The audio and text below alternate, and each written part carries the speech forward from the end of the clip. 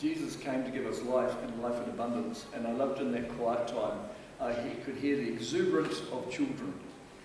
The one layer of cowrie doesn't actually stop noise, but it was lovely to be able to hear that life in abundance and joy in abundance was happening in the back room. Today we continue our examination of the holy habits, which will help us to go deeper with God. Today we turn to the habit of simplicity. This is concerned with opposing the tyranny of things. It's been practiced down the ages by many who seek to follow Jesus' own example. It's actually a stripping back of our own need, our own perceived needs. Because really, when we think about it, most of our needs are actually our wants. They're not necessarily needs. We strip those back so that we can actually focus on our actual needs and our relationship with God. The habit of simplicity breaks our reliance on things, and it reorientates our lives, perspectives and attitudes towards God. It breaks the tendency to consider material things and physical comfort more important than spiritual things. Philip Yancey wrote that simplicity is a quality greatly prized in spiritual life, but it's extremely elusive for people who live in comfort, because we can get trapped in a maze of competing attachments. Carleen and I found that when we lived, we had a lifestyle block in the Lower Kaimais, and suddenly we needed a four-wheel drive SUV. Suddenly we were looking at our neighbours' tractors and thinking we needed one. And all we had was 3 acres of flat land. We got caught up with keeping up with the Joneses, of needing things we didn't actually want.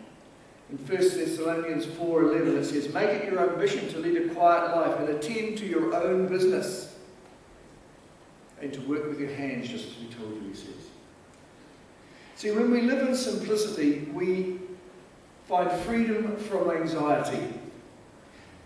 And we start seeing the things around us as our possessions as gifts from God, remembering that we're stewards of those gifts for God, and we make our goods available for others. It's holding what we own or have in an open palm rather than clenched, strangling it to death. The first century Christians knew about the power of lives lived free of greed and upward mobility. The miraculous healings may have healed bodies, but it was their handling of possessions and their communal life which was the most telling evidence of the transformed life that they lived. In Acts 2:42 and 47, they devoted themselves to the apostles' teaching and to fellowship, to the breaking of bread and to prayer. And everyone was filled with awe at the many wonders and signs performed by the apostles. All the believers were together and held everything in common. They sold property and possessions to give to anyone who had need. Every day they continued to meet in the temple courts. They broke bread in their homes and they ate together with glad and sincere hearts, praising God and enjoying the favour of all the people. And the Lord added to their number daily those who were being saved. Now this description of what happened in that early church is totally counter to what the Western world would accept. And I'm not suggesting that we here need to sell all our stuff and live together. I'm not suggesting that. I'm not suggesting a commune life. But I am thinking, where are our priorities? There was a church in Tauranga many years ago from another denomination, and they were looking and working out how they could afford to build a new church.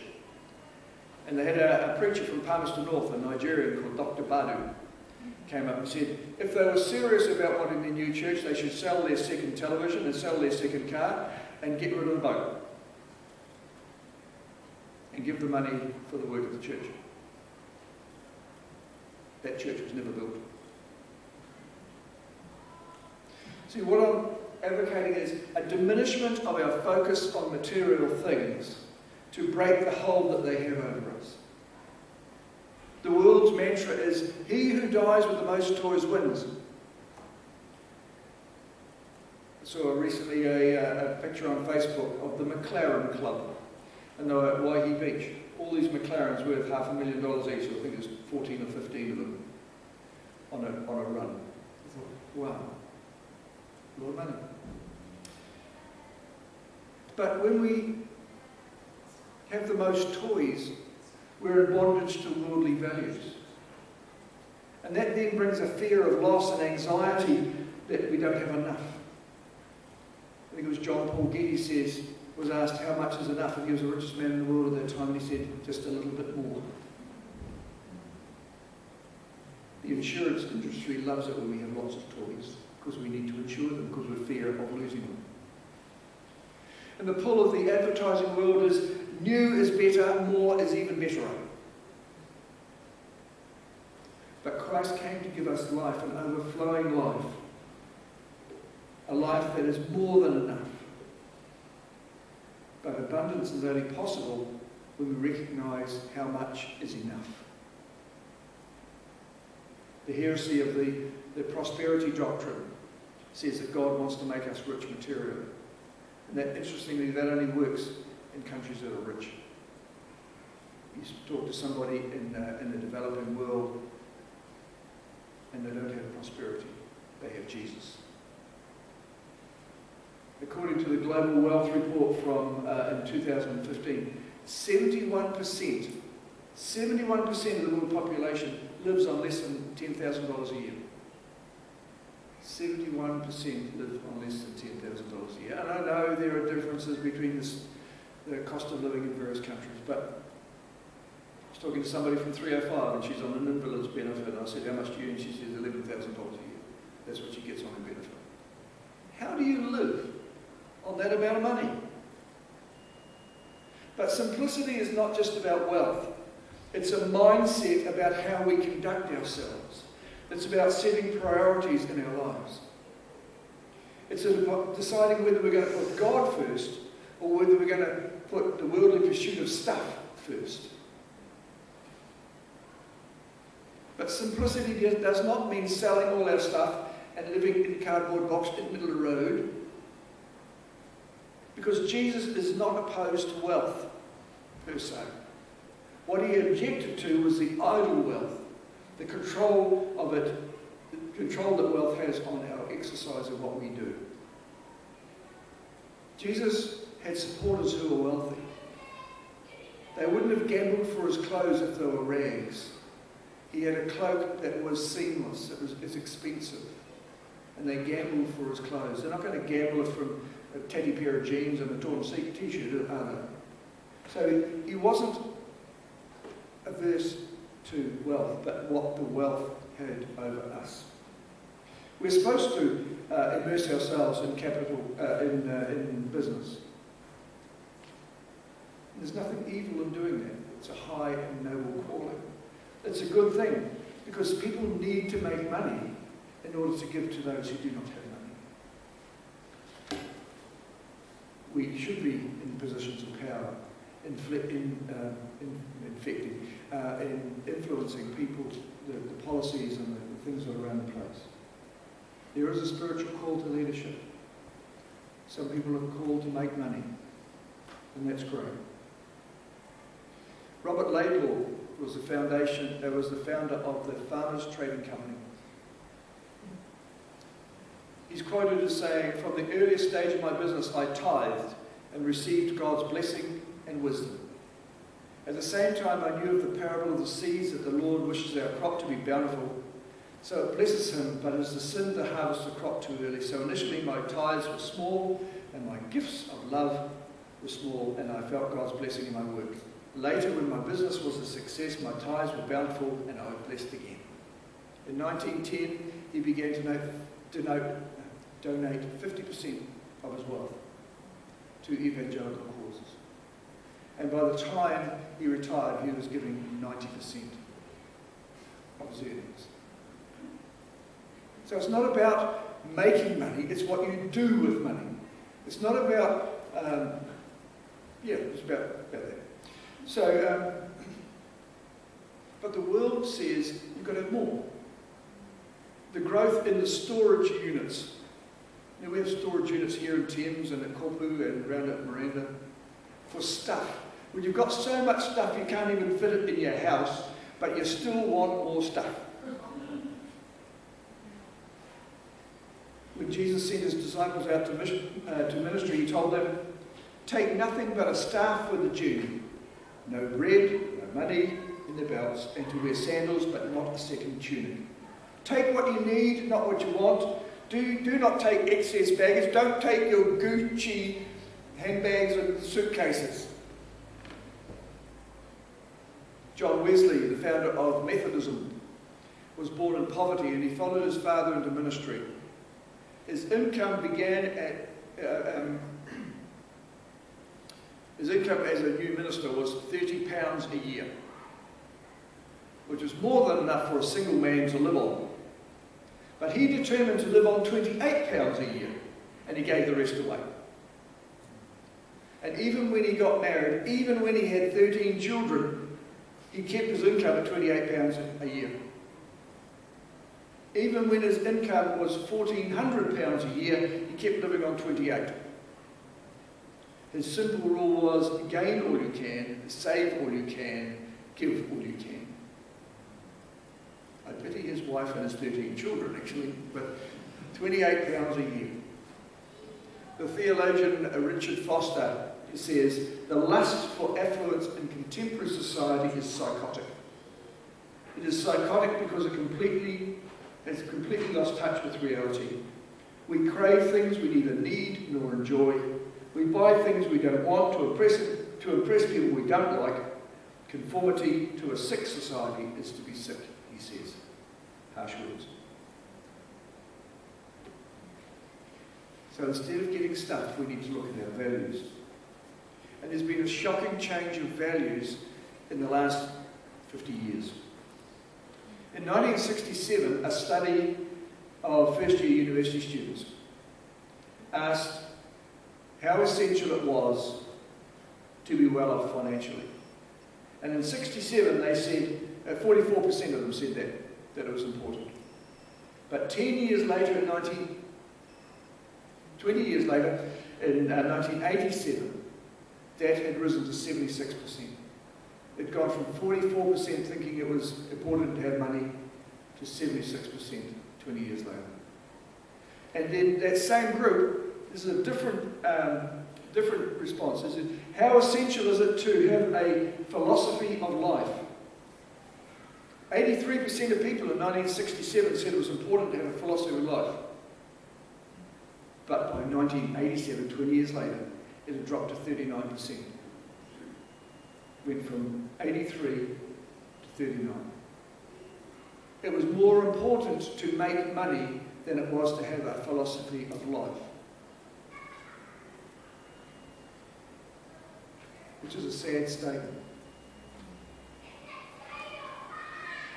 St. Francis of Assisi was born into a wealthy family where he spent his youth in riches and spoil, and his dad wanted him to follow his footsteps into business and the army. But he was imprisoned as a prisoner of war for a year, and he had a revelation of God. And he rejected his past life and answered God's call, took all his luxurious clothing and sold them, much to the dismay of his father, who disowned him. And from St. Francis of Assisi, we get the Franciscan monks. Mother Teresa, who you will know also had a vow of poverty, reminds us that our real source of joy lies in our true selves, not in the accumulation of wealth outside of ourselves. Proverbs 62:10 says, if riches increase, do not set your heart upon them. Think of Florence Nightingale. She was born in 1820 to a wealthy family. She was educated at home by her father. She aspired to serve others, and she wanted to be a nurse. But her parents opposed that because nursing was not seen as a respectable profession. And despite her parents' disapproval, she went ahead and trained as a nurse. She later wrote that she felt suffocated by the vanities and social expectations of her upbringing. She had opportunity to marry, but refused them because she thought marriage would enslave her in domestic responsibilities. I can see Carleen waving and cheering for that. In 1853, the Crimean War broke out. And in 1855, she was asked to go to the Crimea as a nurse. And we know that she was the founder of modern nursing. She abandoned her parents' expectations of what a genteel, high-bred woman should do and chose a life of self-sacrificial giving and living. Pick another New Zealander, not that Florence Nightingale was a New Zealander, this is Alan Hubbard. Alan Hubbard was the founder of the largest financial institution in the South Island called South Canterbury Finance. Now I know South Canterbury Finance collapsed dismally, but in 2006, a New Zealand listener described Hubbard as the most powerful businessman in the South Island. And yet when he died in 2012 in a car crash, he wasn't driving a Lamborghini, he wasn't driving a Bentley or a Rolls, he was driving an ancient VW Beetle that had been his car for the whole lot of his time. He had eschewed the trappings of being rich and chose to live humbly. See, the habit of simplicity urges us to differentiate between what we need and what we want. God will meet our needs. He promises so. And if I have enough to meet my needs, then I should be helping others who are without as well. Too often we focus on what we want until we convince ourselves that our wants are actually our needs. Carleen and I went to Manukau, what's it called? The big mall in Manukau. There was lots of things I wanted. Not a lot that I needed. But the temptation, the longer you stay there, the more you think, I need. It's a definite need. I've never wanted it before. I've never needed it before, but I need it now. Simplicity keeps us away from the lust of the eyes and the heart and the mouth.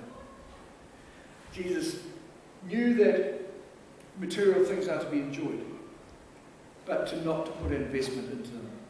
He says in Matthew 6:33, seek first His kingdom and His righteousness, and all these things will be given to you as well. Simplicity roots out the human tendency towards greed. 1 Timothy 6:9 says, those who want to be rich fall into temptation and a trap, and into many foolish and harmful desires that plunge people into ruin and destruction. Simplicity means we need to be satisfied and fulfilled by a simpler life. As Paul wrote to the Philippians, he says, I have learned to be content in whatever circumstances I am. I know what it is to be in need, and I know what it is to have plenty. I have learned the secret of being content in each and every circumstance. Whether well-fed or hungry, whether living in plenty or want, I can do all things through Him who gives me strength. Simplicity is one of the holy habits, I guess alongside fasting, which is the hardest ones for us to do. Simplicity because we are surrounded by the temptations to buy, temptations to have more. But when we follow the holy habit of simplicity, we demonstrate that we don't have to follow the world. And we can stand out as in a counterculture. It's okay to enjoy things that God has given us. It's okay to enjoy the things that God has given us, the skills and talents to be able to do. for some, that desire and excess can be too strong a seduction. Proverbs 11:28 says, those who trust in their riches will fail. Mahatma Gandhi said, there is enough in the earth for everyone's need, but not enough for everyone's greed. See, all the men and women that I've spoken about here determined what they needed to live on and how they wanted to live their lives. And they kept at it despite having a rising income, despite having the pull of family and society to conform them into the way that they were supposed to. They turned their backs on what the world said they were entitled to and chose to walk the path less travelled, to walk in the path of simplicity. Am I good at it? No, I'm not. I am not. I'm not. I see things and I think, keep me away from the antique shop. But those who live simply are free. All others are tyrannised by the ambitious self. We do things to get recognised. We have flashy things to be recognised, so that we get a high opinion. People give us a high opinion. But the call of simplicity is to follow Jesus in this simplicity. Take what you need when you go on missions. Don't take a lot. I recall a friend of mine who was a missionary in Congo. And she said you could tell New Zealand missionaries, they came with a couple of bags. American missionaries came with a container load, British soaps and shampoos and important things that were definite needs. Let's go out in the mission field with what we have. Just simply go. Simply live, so that we may honour God and glorify Him. And we glorify Him by our lifestyles, as well as our words. Let's pray. Father,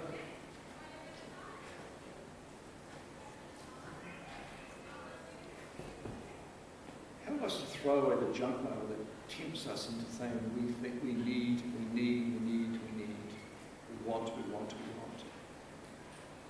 Help us to recognise what you have given us and thank you for it. But then look around us and see those who do not have and how we can bless them and help them. If you've given us talents to make money, Father, help us to do that well so that we may bless others. Whatever talent we have, Father, may we say, that is enough. Thank you, Lord. Let me bless others. Give us eyes to see and ears to hear and the courage to act counter to what the world would want us to do. Amen. We're going to sing the Lord's Prayer.